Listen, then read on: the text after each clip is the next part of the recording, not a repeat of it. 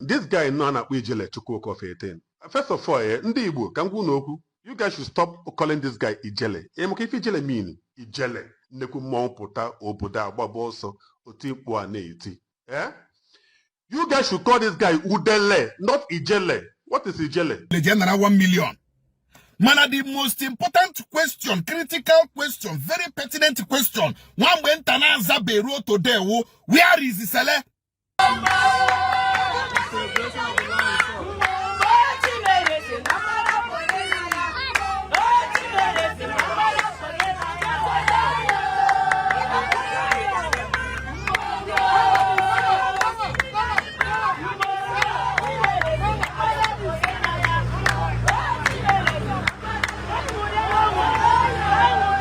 Government terrorist, Master man the kind of terrorist. Man, I do not easy.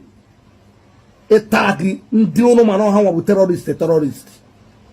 Shame on the okay for no one. If you don't know, Chief Amafebu, not forget the old shoe. Where you wear, go buy your new shoe. Chief Amafebu aki jale. Camille not get a wardrobe, but Camille they change clothes like person when get wardrobe. Now let me tell you. The Nigerian government preferred Mazi Nnamdi Kanu kind of agitation for Biafra more than they preferred Simon Ekpa's own. Now ask me why.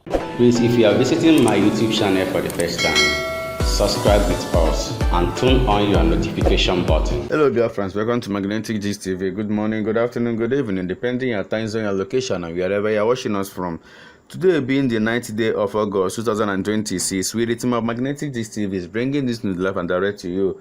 Biafrans, our Biafran commander, Gentle the Yahoo and NJ has exposed Uchenna, Okeke, Ebuka, and the rest of them that decamped from ESN and joined the Ebubeagu. The things that they are doing in Abobo. For the new people that are following us who doesn't know where IPOB is. IPOB is in Okigwe, you know. All those are on these ASICs. So now look at now watch this video to see how these guys were exposed the more of all the things that they are doing to citizens of IPOB, Umudike, and the rest of them.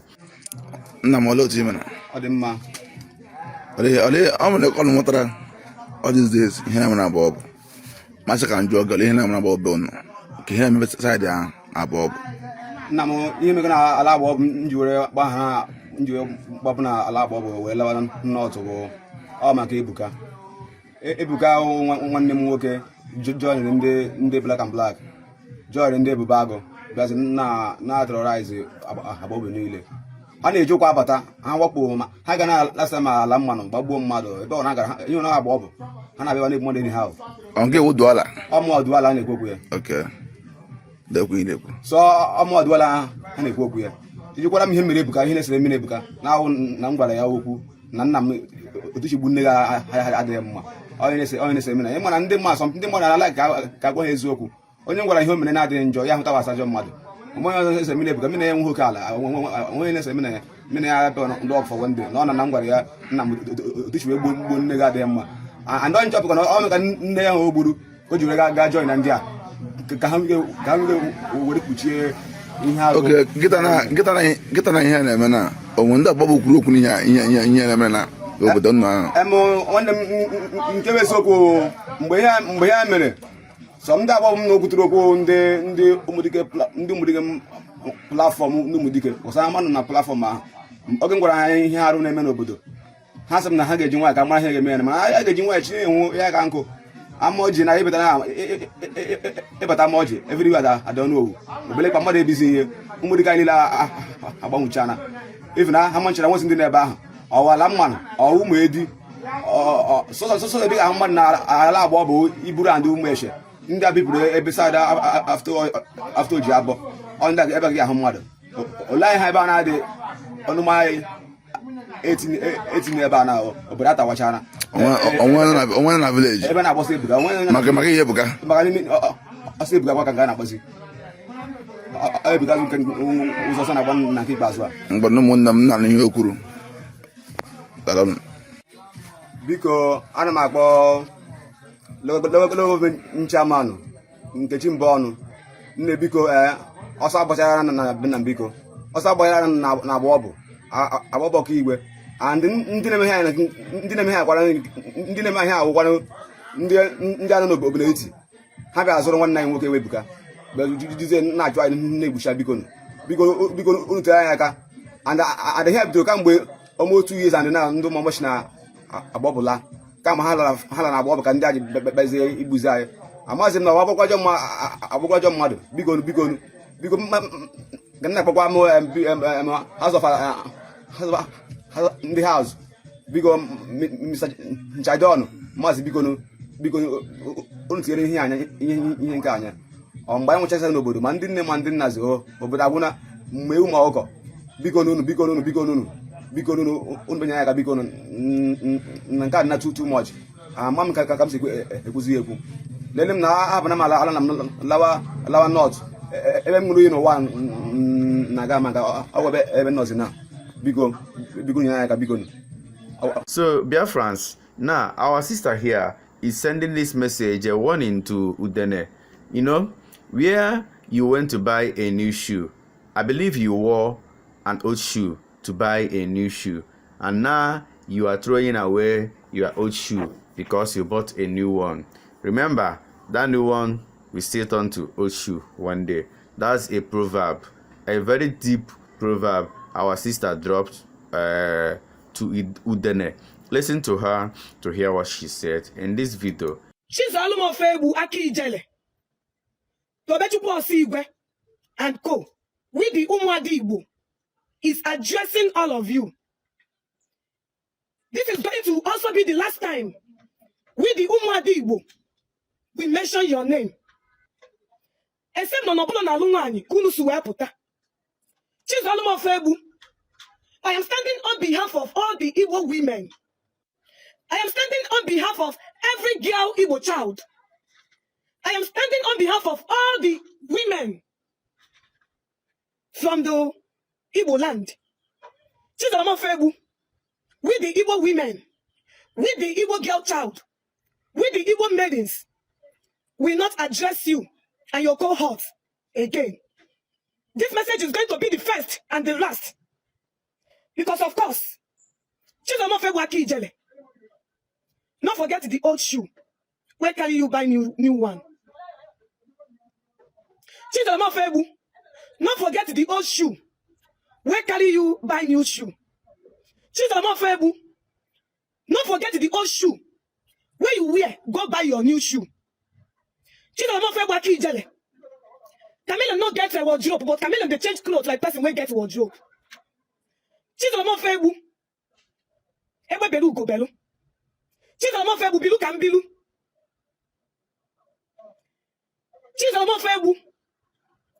Far away go where country, go lay egg. Never ready to become mama. Far away country, go lay egg. Not ready to answer mama. Akudele. Biafra is my nation. Biafra is our nation. Biafra is not just for Mazi Nnamdi Kanu. No, Mazi Nnamdi Kanu is the one that woke us up, that woke Biafra up, that woke the Igbo women up. With the Igbo women, with the Igbo Biafran women, because every child gets surname. Yoruba have Oduduwa as their surname. Hausa have Aliwa as their surname. I want you to understand that Biafra is my surname as an Igbo woman.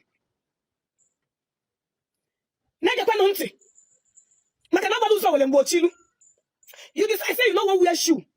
You don't want to wear shoe, go buy new one. Still do not forget the ground that carries you there.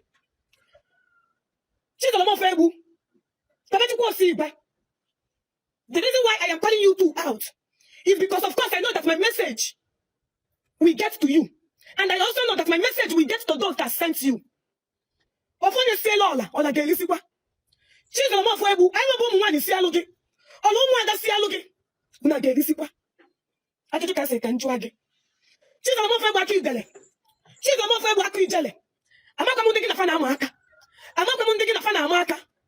But Umadi was saying, give up Waka when offer.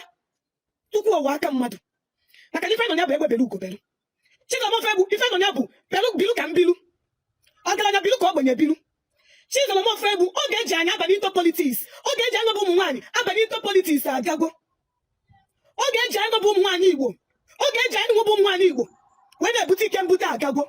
Like an Bundi Bobel, Ego Kainapa. Naya de boutique can put. He decided to buy a boutique can put. A Wabu Dani. Who is a boutique can put?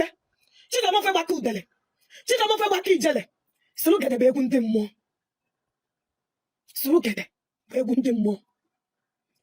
I want you to also to understand that when you're fighting Mazin Nadikano, you're not just fighting Mazin Nadikano, you're fighting all the Igbo maidens. You're fighting all the Igbo women. You're fighting the land of the Igbo. I don't get to know what transpired between you and Mazin Nadikano. But as long as there is life in me, Mazin Nadikano is the liberator of my generation. And we must accord him that respect.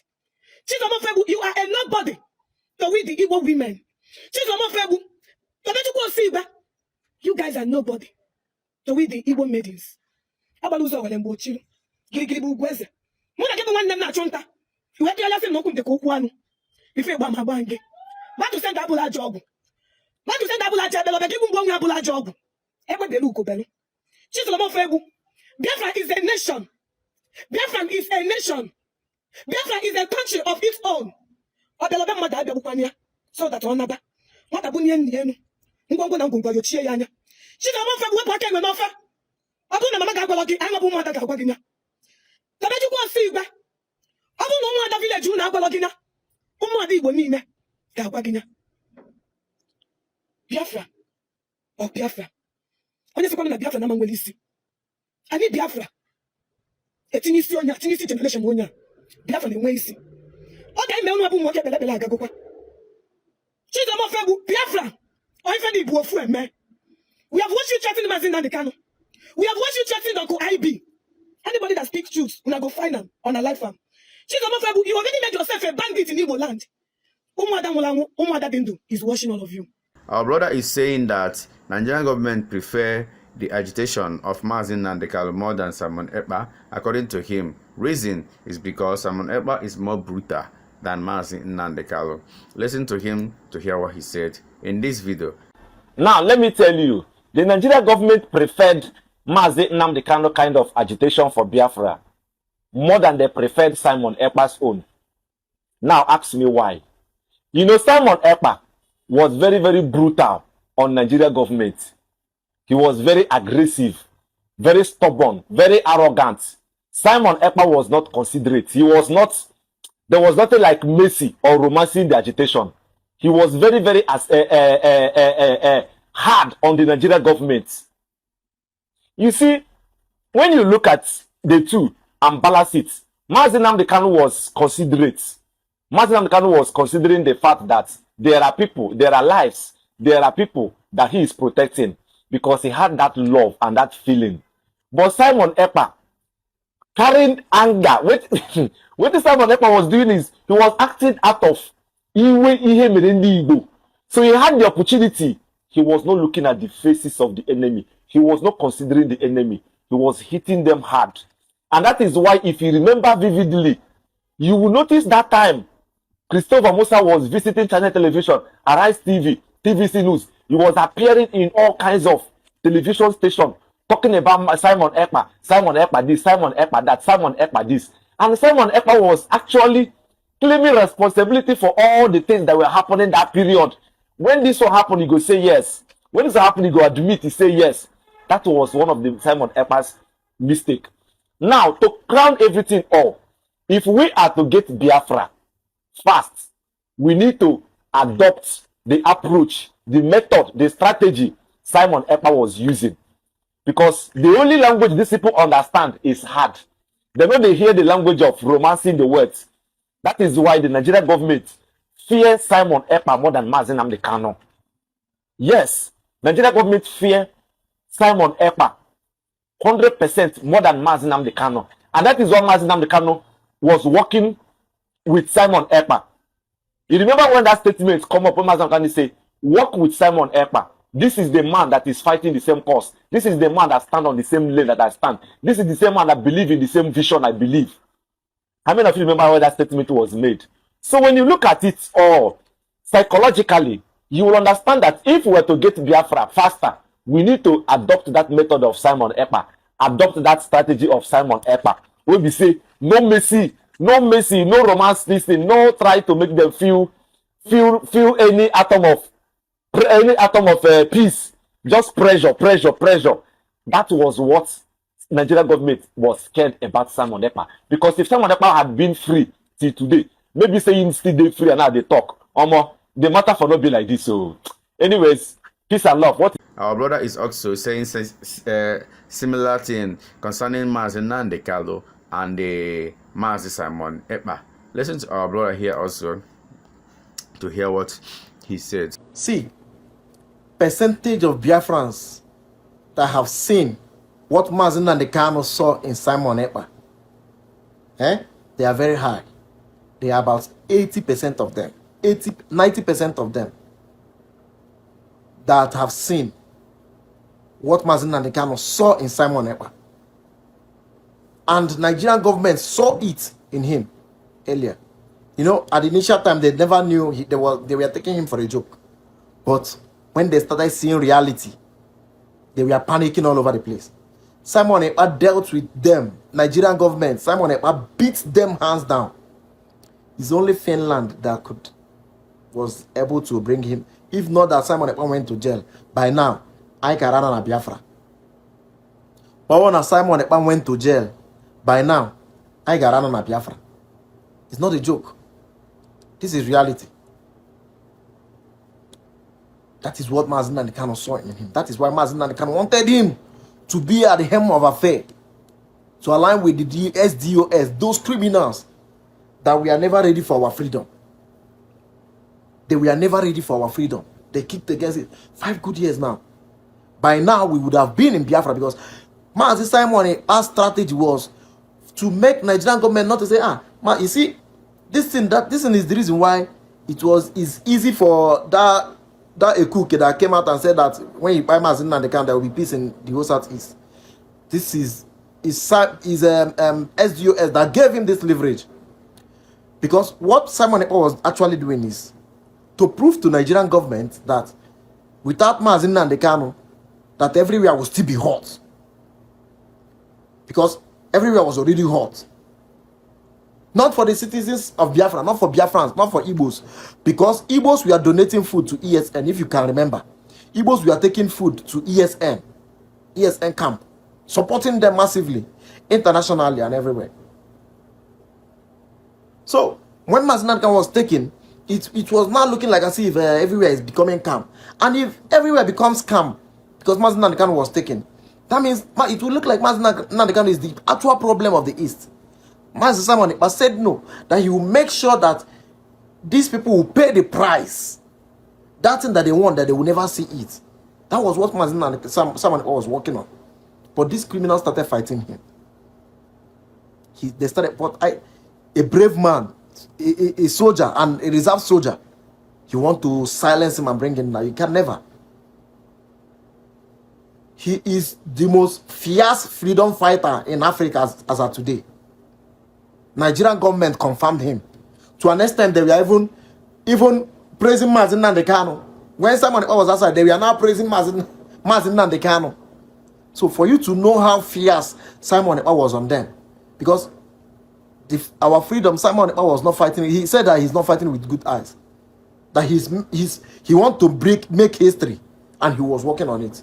Till Finland went and aligned with Nigerian government. But he's coming out. Nigerian government should prepare. He is not called up at OBA for nothing. Mazi Nnamdi Kanu didn't choose him for nothing. He has a reason. And that reason must be accomplished. That reason must be accomplished. Mazi Simon Ekpa, because Mazi Simon Ekpa is coming out. And you know when he comes out, he is your nightmare, your greatest nightmare. You people should be ready. Nonso Nkwa here in this video disagree with Nwambenta. Last video we posted, or this second to last video we posted of Nwambenta, where he was denying all the allegations against him. So Nonso Nkwa disagree with him. Nonso Nkwa is asking him a question. If you say that you are not the one that collected the 1 million naira from the family of the guy you arrested, nah, where is the guy you arrested? That's the exact thing Nonso Nkwa is asking Nwambenta. A very, very quick one.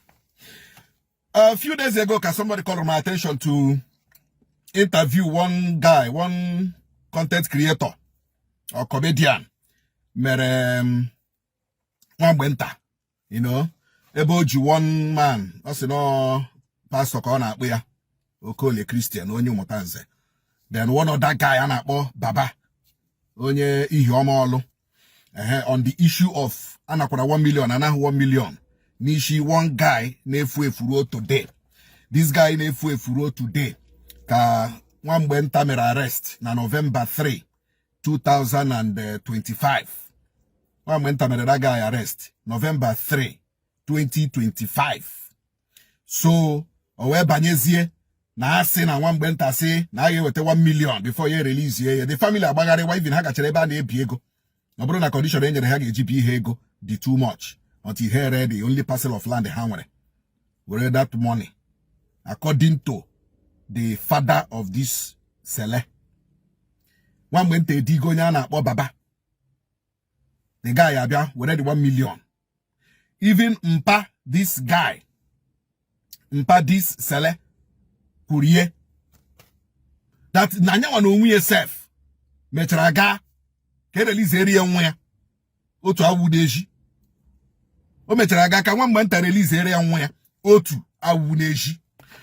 Okay, got how the issue now. So Nwambenta was only trying to extricate himself from the issue that no here really 1 million. No one who delay general 1 million.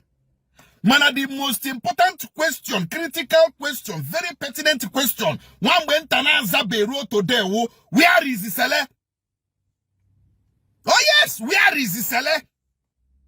The guy you arrested in November 2025 till today, August 9, 2026. Ahubeye, you were only interested in clearing your image that in now 1 million, that in 1 million. No one you said Nigeria will not 1 million. No one here was 1 million. But the most important issue was the disappearance, forced disappearance of that young man.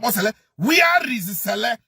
A very big question mark. Nwambenta, where is the seller? So, you are so much interested in clearing your name of 1 million, but you don't want to clear your name of the disappearance of Sele. That one is a big question mark. Wokwano, Ebaiji, Jideg. It's not about 1 million. You are just trying to whitewash, you know, trying to curry sympathy, public sympathy. Neri 1 million. You did another 1 million. And when he was talking about where is the Sele? Nwambenta, did you answer that question? Where is the Celestine or the Naka? Where is that young man? Nwambenta is here. Mba is here. And I can juju other people. Now, Nabi Fetchi Diabere and the Chidozie Okonkwo, these two young men are still missing under you. September 9th, 2025. Because of issue of Madonna Madolorogo, then because no yana that guy Lorogo, Monye, ya bogi, set the guy up, gave the guy. Come the 9th September 2025 till today. Ahube this young man anapo Nabi Fetchi Debere. Ahube wrote today.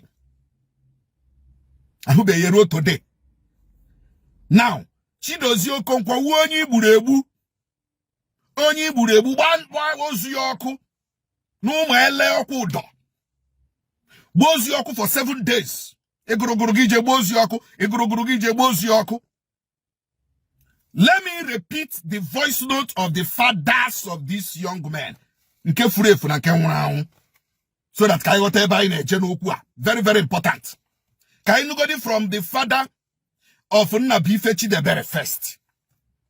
Buonye. furu under Wambenta. Kambe 9 September 2025. Akana choya cho wrote today. Okay, I'm a position. No. That's my Panjaba. Okay. Okay, go Abu yesterday. Okay. This issue of Wambenta. So you know my son. Okay. Come September last year. When the local government chairman they are aware. I want to attempt to make approach to DSS. Can I have your lawyer? Can I have your son? Children, okay. Yes. I want the security office in Nagada nowhere. So that about that one went and I saw neighbor. Up to today, I hope there. What's now your beginning? Huh? Get a cost to your son, no matter. Can you GD? I know about 7 boys in another resort in here. So, I got in their hands. They have the honey arrest. Okay. Then I moved to Okigwe the following morning. That was around 7, 8 in the evening. The following morning, you got among the days. So this man who come that day. I'm 33 years old. I am 33 years old. Okay. Yeah. You know this security boy from Nule.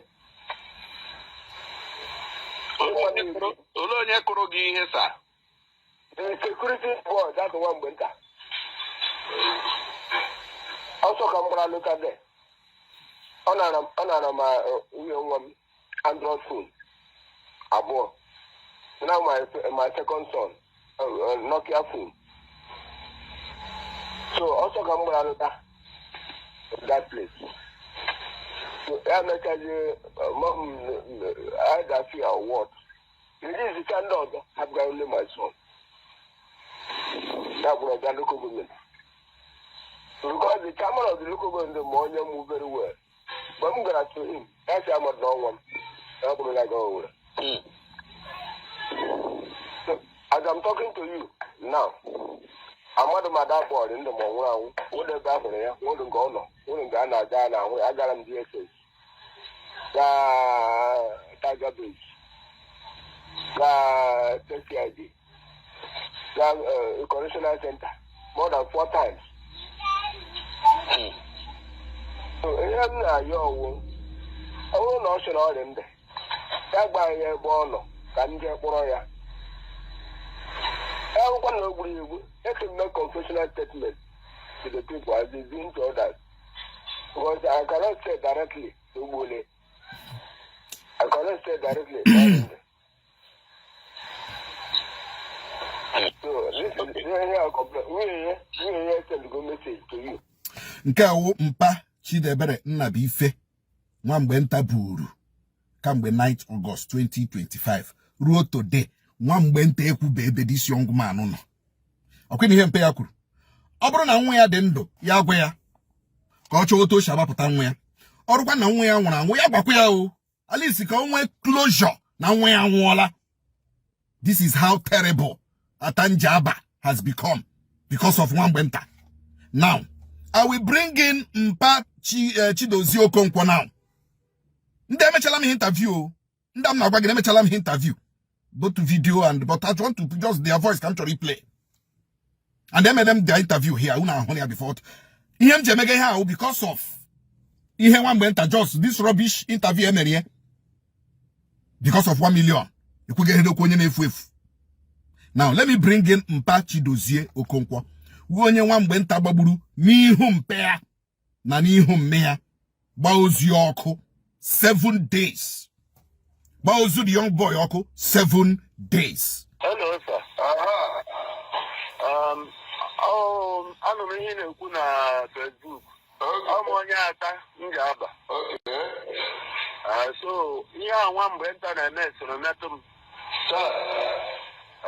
Ọmụ awụ onye ọ bịara na be ya na November 2025, 8:30, bịa gbagbuo nwa m nwoke n'ihu mụ na nwunye m na gbagbuo ya ha detere ya mmadụ ndị ọzọ onye nwanyere kọmandụ ya gbagbuo ya bọọsụ onye isi ha buru ihe pụọ gaa n'ime ọhịa ebe ọkwụ ụdọ ụmụ ele m ọkwụ ụdọ gbaa ya ọkụ ebe ahụ on following day maybe itie ya ọsị m na ya kpọgara ya kpọgara ndị DSS nna-ajị ihe gbagbuo mmadụ gị bụ ihe ndị DSS ya sị m ga-eme ugwu ka ya gbagbuo m ebe a tomana ya dara agụba ihe m bịa gagide ndị mmadụ agba ama na e nwere onye agbara ọkụ n'ime ọhịa mba ebe a hụ ebe ọ gbara nwa m ọkụ ka nje buru ihe ya sị dazi ya mata na m afụ n'ụzọ ya ọ sị na onye ya nwere ebe a ya gbagbuo ya na ndị dị gere ya ọrụ si ya gbagbuo mmadụ ihe ọ ga-akọ ebe a 7 days ife onye nwe ya eburu ya ma lọta tebụl a nọrọ n'ụjọ nwe ndị ikwuru abịa ya na-eje agbadibọ ya ọkụ n'ime ọhịa ebe ahụ gbagide ya ọkụ 7 days ahụ onyezi ọ ga-abịa buru ya amụ ga-akwụnye ya 20,000 naira nye ha chonche wejiri ya bifo nje buruzie the skeleton bụ ihe so okwu a nọ na steeti ID Owerri now the case nọ na steeti ID Owerri enweghị ihe o kwuru o mere no statement ibi ndị ọmawa bụ yogide si ya na nwatakịrị ahụ nwa dị ala mụrụbe enweghị anything no comment okwu nwa ụka enweghị ihe osi o mere jos gbagbuo ya eburu ya aha nwa gị ahụ gịnị aha ya Chidozie Okonkwo ngwanụka biko Tuesday Una hola ya now. 3 persons now. Mmadụ abụọ disappear. Ofu onye dead. Mmadụ abụọ for now. This record na emere now. Mmadụ atọ. Onye ka asị wete 1 million ka atọ hapụ ya ruo ta ahụbeghị ya. Onye ka ọ bịara abịa buru ebe ha na-aṅụ Igbo na Naris Hotel. Nwa mgbe nta aghọziala NDLEA. You know? Normally, ọ bụrụ na vigilante buru onye ṅụghị Igbo ya bugara ndị NDLEA. Normally, otu esi eme. But ruo today, ahụbeghị that young boy. Crime ya wụ na ọ ṅụrụ Igbo. Ọ bụla, crime ya wụ na ọ ṅụrụ Igbo. With ndị ọzọ, erelease ndị ọzọ. Ruo today, that guy ahụbeghị ya. Onye nke ọzọ wụ onye ọ gbagburu n'ihu mpe ya na ihu mme ya. Gbaa ozu ọkụ n'ụmụ eleme ọkụ ụdọ for 7 days. Achọrọ m ka nwa mgbe nta na-eme interview ya na-akpọkwa aha ndị nke a. Nwa mgbe nta hapụgodi 1 million. Si jụọ na ajụjụ ndị a furu efu n'okpuru gị, ndị egburegbu n'okpuru gị, zaa ajụjụ ya. Then I challenge you to come to me. Ike obi si na aka gị dị ọcha, come to Nonso Nkwa. Let us have an open interview. Let us have a live broadcast interview with nwa mgbe nta, so that you will deny na igbuhu ndị a, you will deny na ịtọrọ ndị a na ndị efuhu n'okpuru gị. Ọ ka ndị ọkwa ụdọ naanị ya, ndị ata njaba naanị ya, ndị ụmụta nze naanị ya, ndị ọlụ naanị ya. Then government tile this guy ọrụ ka unu na-anụkwa ya. I'm coming back tomorrow. So Biafrans, Nkwa is sending this message to is it SDOS or what? Yes, according to news, we heard that Mazen Nkwa has sacked them. So Chike Doziem, this message is for you from Nkwa Chimezie. Which is fine. I'm not surprised. Now I'm telling you Makaya today. Moving forward, we're moving to the next stage. So, and we're MFA gossips. You know, all money like I passed through the attacks, the lying and all the nonsense. I'm like with my name, I can stand that tall. You know, but I'm somebody name once I come daughter. I don't care. I never no catching me up with this morning on social media, especially within Igbo community. And my joy wouldn't social one and now. Just that I stand for my people, it gives me joy. On a young woman I got on the streets, I see my people that appreciate me. On a young joy. When they complain of where I explain to them on a young joy. Now, Not only I came to Igbo land when our land was under siege. I came, I saw, and I conquered. I'm so proud of it. I'm so proud. If I'm Sonny here with peace now, Igbo. You disagree with me, you can go and have transformer. But I came, I saw, I conquered. Which is wrong. Mazen Namdekal is one man. No matter what, don't talk. But I came, and I saw, and I conquered. Now, people don't know, I've moved on to another stage. Okay, now, remember, now, I was thinking and do to move on now, considering the fact that they sued me to court. So more later when I gave me a court, I'm waiting for them to send me court papers. Up to now, I serve them court papers. And how can I wear a lot on social media? Good luck to them. It's a free world. You own your mouth, you know. And you depends on. Now we are moving forward to another stage. Then when that I've moved, there was now peace. How do we unite? How do we bring peace to our land? And wow, touch. So I want to be an item. Why not stay one place so that he won't be again? And then get you on one place. Everybody's lying in one way. I need a question on the same page. Only so why would I be in one place? So the thing is that each group will want to have a memory, they just stay there.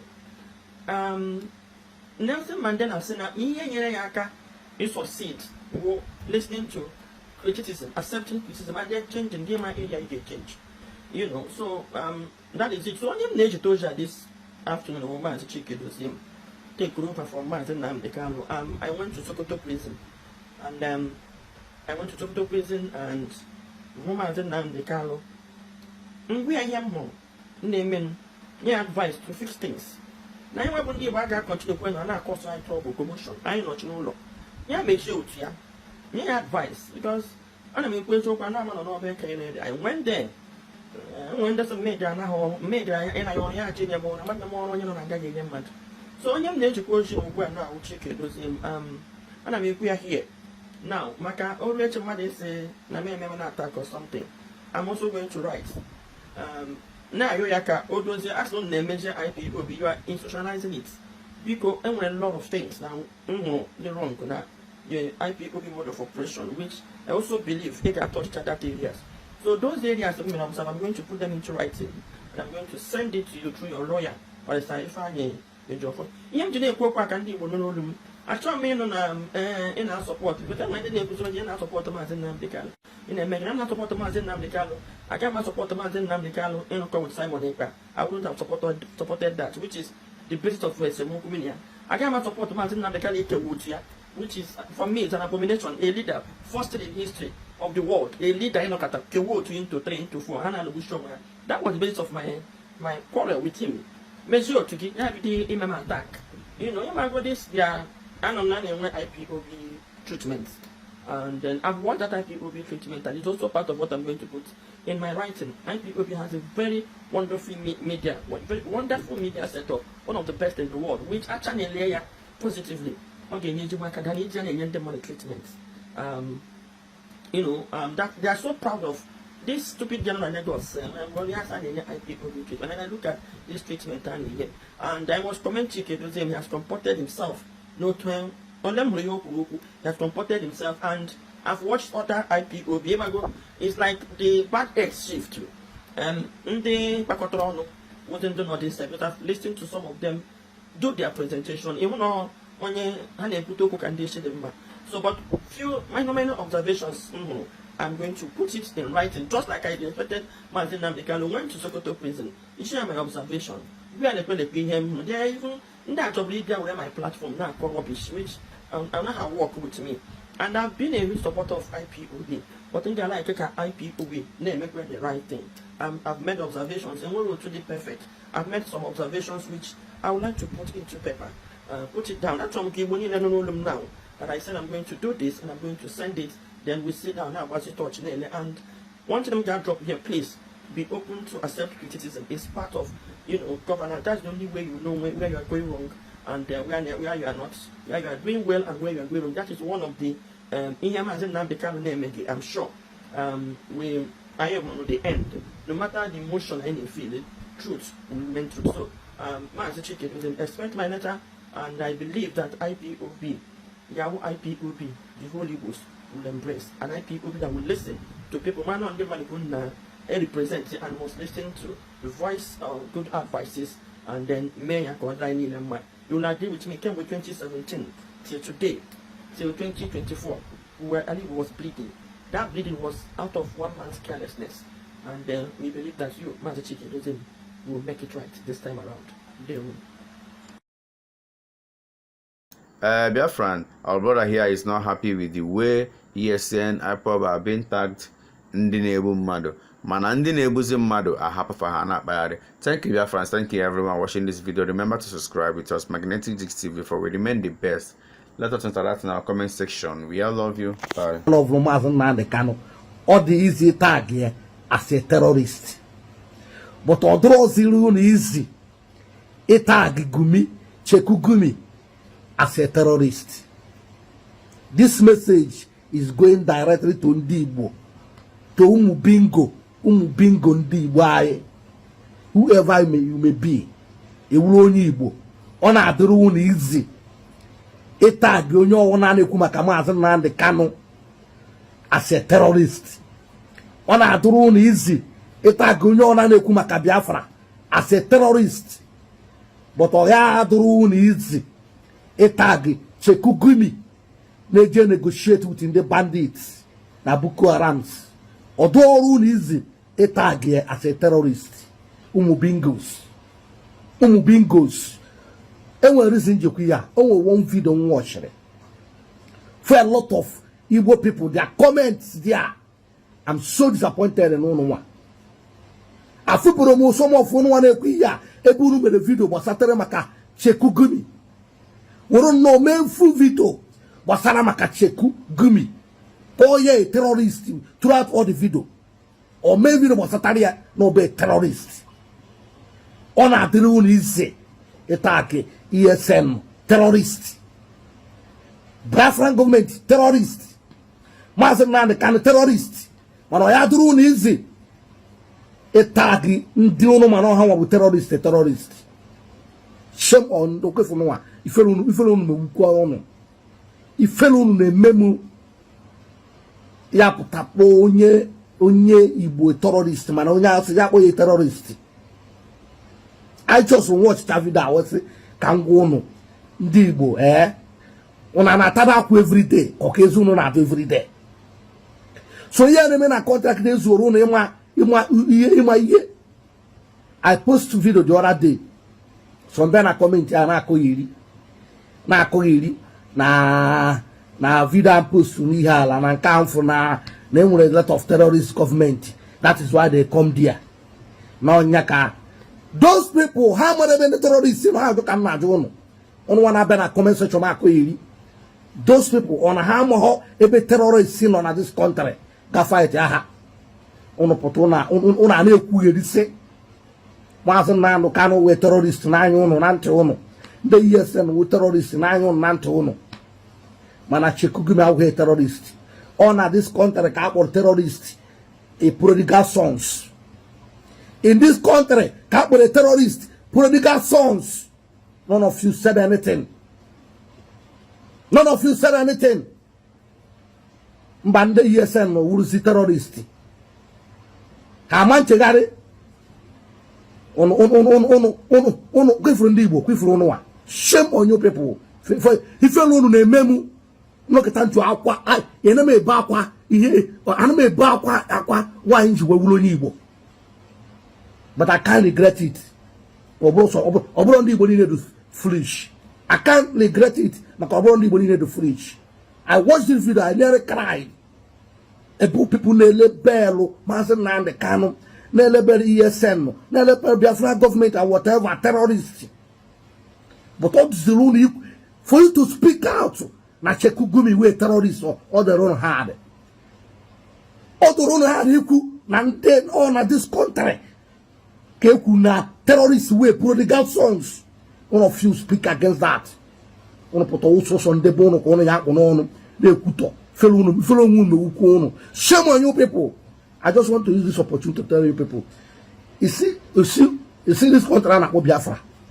If you na Biafra, I love that country so much. I love this country na Biafra so much. And I believe now one day na nya Biafra ya bia ni sinjedebe.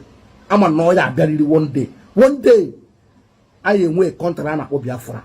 By that time if you la won no chanine if you vida chi alumnya e kene kwa mo